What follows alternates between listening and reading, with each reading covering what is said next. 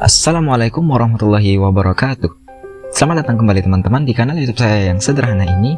Jadi pada video kali ini saya akan membahas tentang teori sastra. Dan teori kali ini adalah teori interteks atau hubungan intertekstual. Nah, apa itu hubungan intertekstual? Dan karya apa lagi yang akan saya bahas kali ini? Simak penjelasan berikut ini. Teori atau kajian intertekstual menurut Nurgiantoro pada tahun 1995 dimaksudkan sebagai kajian terhadap sejumlah teks yang diduga mempunyai bentuk hubungan tertentu, seperti hubungan unsur-unsur intrinsik seperti ide, gagasan, peristiwa, plot, penokohan, gaya bahasa, dan lain-lainnya di antara teks yang dikaji. Nah, kali ini yang lebih khusus akan saya bahas adalah hubungan interteks antara karya novel dan karya sinema atau adaptasi film yang diangkat dari novel tersebut. Kita akan menelaah apakah film itu benar-benar mengambil semua unsur-unsur dalam novel atau terjadi perubahan-perubahan tertentu ketika sudah berubah bentuk penyajiannya. Perubahan yang bisa terjadi adalah penyusutan, penambahan, dan variasi. Nah, novel dan film yang akan saya bahas adalah Wiro Sableng. Tahun 2018, Livelex Pictures merilis film yang berjudul Wiro Sableng Pendekar Kapak Maut Naga Geni 212. Film ini adalah remake layar lebar dari film Wiro Sableng yang sempat tenar di tahun 80-90-an. Alur yang diadaptasi dalam film ini mengambil dari dua novel pertama Wiro Sableng yang berjudul Empat Brewok dari Gua Sanggreng dan Maut Bernyanyi di Pajajaran. Nah, apakah film ini memberikan gambaran yang benar-benar serupa dengan versi asli di novel? Untuk mengetahui itu, kita perlu tahu alur cerita di novel terlebih dahulu. Berikut ini adalah rangkaian peristiwa di dua novel tersebut secara singkat. Empat Brewok dari Gua Sanggreng diawali dengan tokoh Suranyali atau Mahesa Birawa yang meluapkan amarah karena kesal ditinggal menikah oleh Suci Bantari, wanita yang dicintainya. Maka Mahesa Birawa bersama pasukannya menyerang tempat kediaman Suci. Terjadi pertempuran antara Mahesa Birawa dan pasukannya melawan Jarot Karsa dan suami Suci, Rana Welang. Pertempuran itu berakhir dengan tewasnya Rana Welang dan Jarot Karsa. Suci diculik dan rumah kediamannya dibakar. Di dalam rumah yang terbakar ada bayi anak dari Suci dan Rana Welang. Bayi itu diselamatkan oleh Sinto Gendeng. Selama 17 tahun Sinto Gendeng merawat dan membesarkan bayi itu di Gunung Gede hingga tumbuh menjadi pendekar hebat, Wiro Sableng. Waktu turun gunung, Wiro Sableng kembali ke desa kelahirannya, Jatiwalu, untuk mencari Suranyali atau Mahesa Birawa. Tetapi di sana Mahesa Birawa tidak ada. Wiro menghadapi permasalahan dengan empat brewok dari Gua Sanggreng yang menebar teror. Mereka memburu Kalingundil, anak buah Mahesa Birawa. Mereka juga menangkap Nilam Suri, anak Kalingundil, meski diselamatkan Wiro. Wiro sempat membangun kedekatan dengan Nilam Suri sehingga ia terlibat permasalahan dengan empat brewok dan Kalingundil. Dalam pertempuran menghadapi Kalingundil dalam rangka balas dendam, 3 dari 4 brewok tewas. Di akhir cerita, Nilam Suri pun tewas oleh anggota brewok terakhir yang bernama Bergola Wungu. Setelah itu ia kabur kembali ke gua mereka. Sedangkan Kalingundil yang juga hendak kabur dari Wiro Sableng harus kehilangan tangan kanannya. Kisah berlanjut di novel kedua yang berjudul Maut Bernyanyi di Pajajaran. Wiro Sableng bertemu dengan pendekar legendaris Dewa Tua. Dewa Tua meminta Wiro untuk menjadi kekasih muridnya, Anggini, tetapi Wiro menolak. Setelah itu, Wiro mendatangi Bergola Wungu untuk menyelesaikan urusan, tetapi ia harus berhadapan juga dengan gurunya Bergola Wungu, Bladra Wikuyana. Karena terbakar dendam, Bergola Wungu dan gurunya mencoba menghabisi Wiro, tetapi sebaliknya, Wiro justru membantai habis mereka semua, berikut dengan sejumlah murid-murid Bladra di perguruan Gua Sanggreng. Setelah itu, cerita dilanjutkan tentang rencana penggulingan tahta Pajajaran oleh Raden Werko Alit, keponakan Prabu Kamandaka. Werko Alit menyusun rencana besar dengan bekerja sama dengan banyak tokoh pendekar hebat termasuk Mahesa Birawa. Salah satu rencana mereka adalah menculik Rara Murni, adik dari Prabu Kamandaka, saat melakukan kunjungan ke desa. Meski rencana yang dilaksanakan Panglima pengkhianat Kalasrenggi itu digagalkan oleh Wiro Sableng. Setelah mengetahui rencana pemberontakan itu, Wiro mengirim pesan ke istana agar bersiap-siap.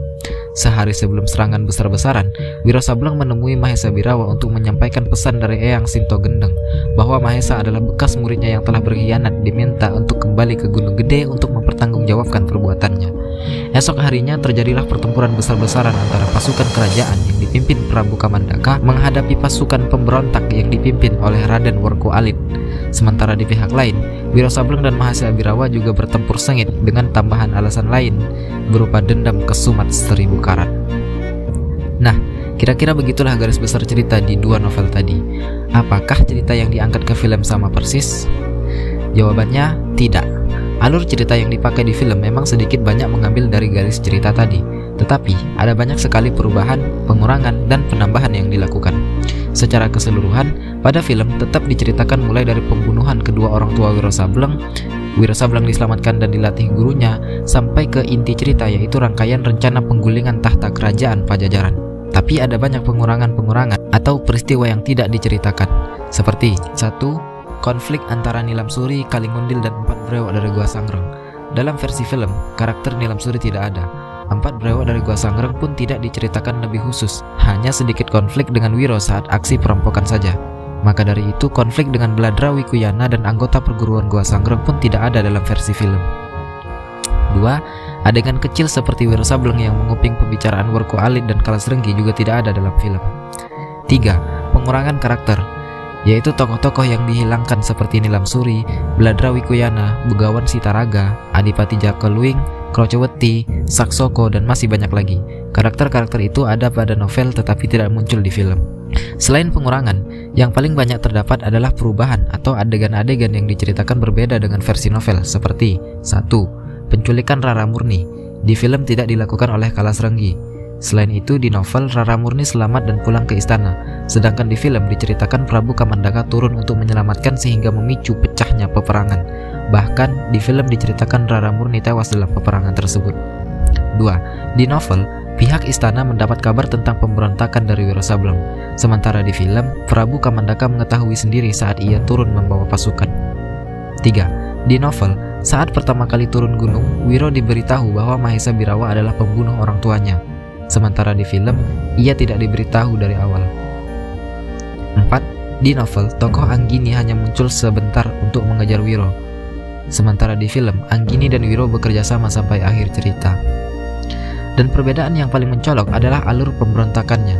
Di novel diceritakan pasukan Mahesa Birawa menyerang istana, meski setelah pertempuran panjang, akhirnya mereka takluk. Sedangkan di film, mereka memancing Prabu Kamandaka dengan menculik Rara Murni, sehingga pertempuran terjadi 2 kali. Pertama, di sarang Mahesa Birawa, mereka menang dan berhasil mengambil alih istana. Kedua, di istana ketika Prabu Kamandaka dan Wiro Sableng menyerang balik untuk merebut kembali istana.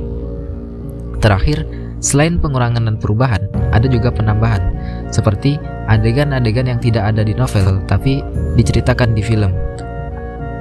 Adegan-adegan tersebut adalah adegan yang menampilkan tokoh-tokoh tambahan, yaitu tokoh-tokoh yang tidak ada di novel tetapi muncul di film. Antara lain seperti tokoh pangeran, si segala tahu, bajak laut Bagaspati, Wirapati pemetik bunga, iblis pencabut sukma, pendekar kala hijau, bujang gila tapak sakti, dan juga bidadari angin timur.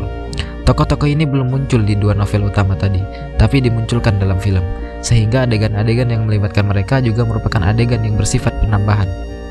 Nah, dapat kita simpulkan bahwa film Wiro Sableng Pendekar Kapak Maut Naga Geni 212 yang rilis pada tahun 2018 ini memiliki alur yang berbeda dengan novel aslinya yang rilis pada tahun 1989. Dalam versi film, baik itu alur cerita, penokohan, dan visualisasi latar, semuanya tidak murni sama dengan novel. Di sini terjadi yang disebut penyusutan untuk menyingkat fokus jalan cerita, juga terdapat perubahan-perubahan berarti untuk membangun minat baru pada penggemar, serta juga dilakukan penambahan-penambahan untuk melengkapi cerita. Nah, kira-kira seperti itulah hubungan intertekstual antara novel dan adaptasi film Wiro Sableng. Sekian dulu yang dapat saya sampaikan. Saya ucapkan terima kasih atas segala perhatian yang telah diberikan. Saya mohon maaf atas segala kekurangan dan kesalahan. Sebagai penutup, saya ucapkan terima kasih telah menonton video ini. Sampai bertemu di video selanjutnya. Saya Khairul Rizky. Terima kasih.